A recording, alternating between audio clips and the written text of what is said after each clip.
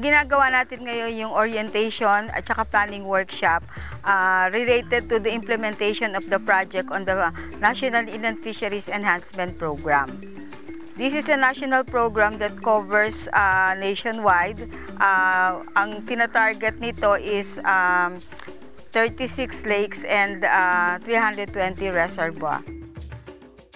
Ang project ay may iba-ibang component kasi nakabase ito dun sa fisheries enhancement ng ating minor lakes and reservoir with the aim of increasing production but utilizing the natural food. So this is more of an environment-friendly technology pero more on scientific approach to open water stocking kasi gumagamit ito ng habitat enhancement at saka ng culture-based open water fisheries. So the project has the following components. One is yung lake profiling. So dun sa lake profiling, we would be conducting an inventory of the different minor lakes and reservoirs throughout the country. We will be conducting a hydrobiological survey and natural productivity measurements of this lake. So kasama na rin dito yung upgrading ng mga laboratory sa region para they will be able to conduct yung yung water quality monitoring at saka yung yung profiling. Kasama din dito yung yung social preparation.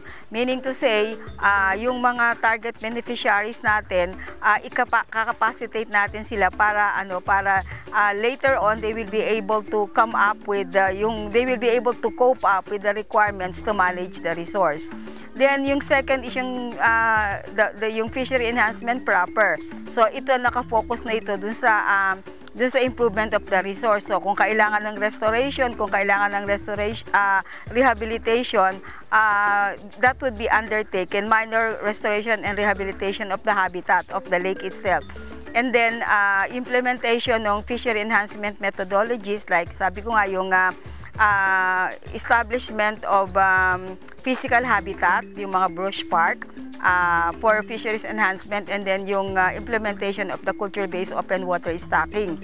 And then kasama din dito yung monitoring ng fish production. Nagkaroon ba ng impact yung ginagawa natin? Gumanda ba yung production? At the same time ay nakatulong ba siya para ma-uplift yung socio-economic condition ng mga fisher folk beneficiaries dun sa area? This is more of an ecosystem approach to fisheries management.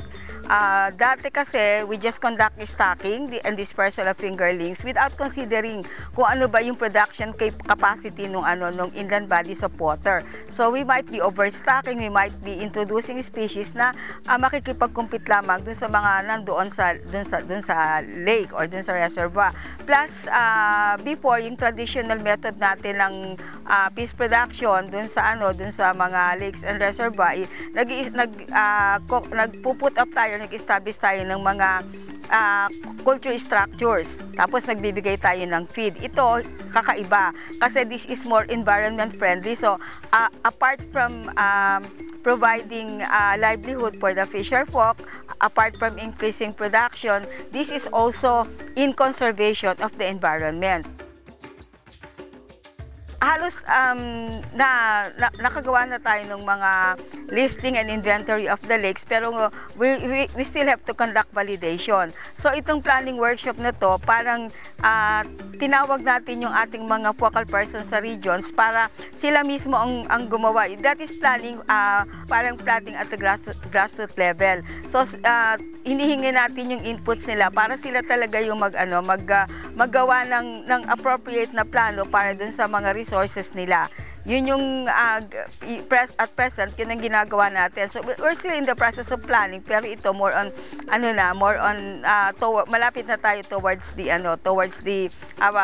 implementation phase of the project. So by July, ini-expect natin makaka-start na tayo, makaka-take off na tayo, because by that time na identify na natin yung ating mga target priority areas and na-strategize na natin yung ating mga management approach na gagamitin. This is supposedly a 3 to 5 years project. Ina-expect natin na yung 36 lakes and 320 reservoir, hindi naman natin ma-accomplish in 1 year. So, nakaspread over to parang naka-program na kung ano-ano yung gagawin natin for the next 3 years. Ang mahalaga dito is makita natin yung impact. Yung first year, i-assess natin yung impact ng project para that will be our take-off point para dun sa ating susunod na mga activities pa.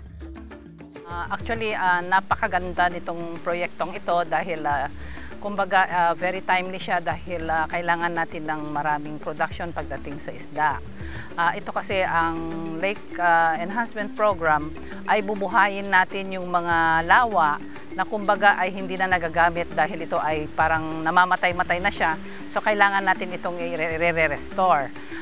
With this program, maraming maitutulong ito dahil magkakaroon ng trabaho yung mga fisher folk around the lake at magkakaroon din tayo na kumbaga kasi iti-train natin sila para i-manage itong lake na ito para dito sa project na ito. Kaya aside from makaroon sila ng trabaho na sa paglilinis kasi meron siyang component na lilinisin o iaayos yung lake para mabuhay ulit, aalisin yung mga vegetation na dahilan kaya nawala na yung lake.